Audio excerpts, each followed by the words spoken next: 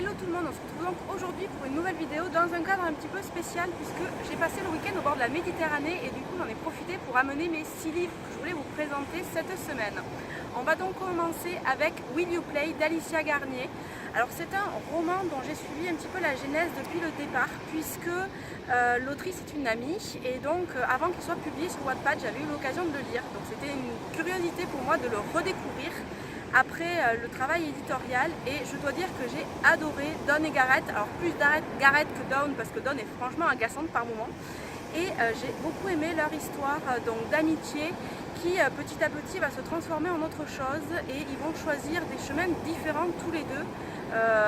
C'est une romance qui est très mignonne, dans laquelle on est facilement pris et qui va nous réserver quelques belles surprises jusqu'au bout. On pleure beaucoup et on rit aussi énormément avec eux, donc je ne peux que vous le conseiller. Ensuite, donc une autre romance avec Dépasser ses doutes, le premier tome de Juan Parrish. Alors c'est une romance qui va voir Ginger, notre héroïne, qui est une tatoueuse, chercher un petit peu sa place dans un monde essentiellement composé d'hommes. Et elle va croiser sur sa route Christopher, qui lui a un petit café où il fait des petites pâtisseries et des sandwichs.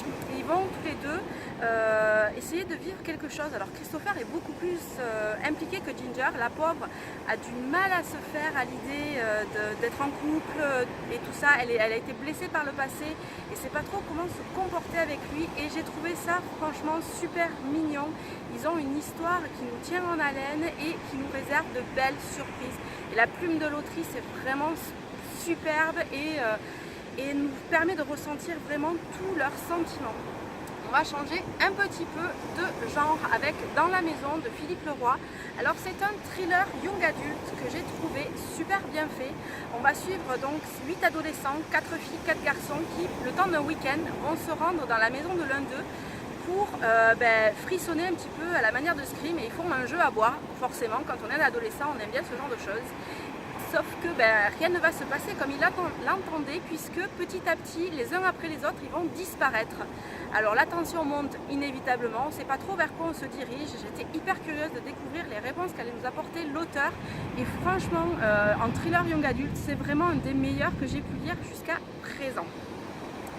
On va encore changer de genre avec Mère morte d'Aurélie Wallenstein. Donc c'est un roman post-apocalyptique. La terre, enfin la mer, donc l'océan, toute l'eau a disparu du monde et seules certaines personnes peuvent protéger les humains des fantômes, des baleines, requins et tous les poissons qui donc sont morts à cause de l'homme. Ural, notre héros, va se faire entraîner par Bengal pour qu'ils sauvent ensemble la terre entière et franchement c'est super bien écrit. On est pris par forcément le thème qui est abordé par l'autrice puisque en ces temps un petit peu chaotiques on va dire au niveau de la planète, on ne peut que se dire mais et si ça arrivait vraiment? Et j'ai trouvé jusqu'à la fin que c'était super bien écrit et on est vraiment tenu en haleine. Et je ne savais pas du tout d'ailleurs comment elle avait décidé de finir son roman et j'ai trouvé que c'était super bien fait. On repart en romance avec Rouge de Julie Huleux. Cette fois-ci, ce sont des pompiers. Donc Alexandre s'entraîne pour devenir pompier professionnel, même s'il ne sait pas trop ce qu'il veut faire de sa vie. Et il va rencontrer Ophélie qui, elle, veut devenir cinéaste et qui va s'entraîner pendant tout un été en les suivant sur leurs différentes scènes. Donc j'ai beaucoup aimé tout le contexte autour des pompiers, la façon dont l'autrice décrit tout ce qu'ils vivent, tout ce qu'ils traversent, l'entraînement et tout ça. Et honnêtement, c'est super bien fait. Jusqu'au bout, la romance est vraiment toute mignonne. Ophélie apprend énormément de choses et sur les pompiers et sur Alexandre. Et tous les deux sont vraiment trop choupinous. Pour finir, donc avec un thriller, Un jour comme les autres de Paul Colise. Alors le héros, Eric, qui n'est pas vraiment le héros puisqu'il disparaît dès le début,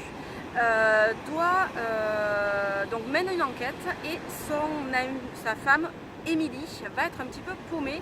Elle cherche à tout prix ce qui a pu arriver à son mari et elle va être aidée par un journaliste. Donc ça se passe entre différents endroits puisqu'on va aussi bien en France, en Suisse et en Belgique. Et franchement j'ai trouvé ça super bien fait. On ne sait pas trop ce que la fin va nous réserver, ce qui a pu arriver à Eric et la la plume de l'auteur est vraiment toujours aussi excellente. On s'imagine sans peine tout ce que ressent Émilie, ses peurs, ses angoisses, et jusqu'au bout on se dit mais c'est pas possible que ça se passe comme ça, et au final si ça se passe comme ça. Donc voilà pour les 6 romans dont je voulais vous parler aujourd'hui dans ce cadre un petit peu spécial, et je vous dis à très bientôt. Bye bye.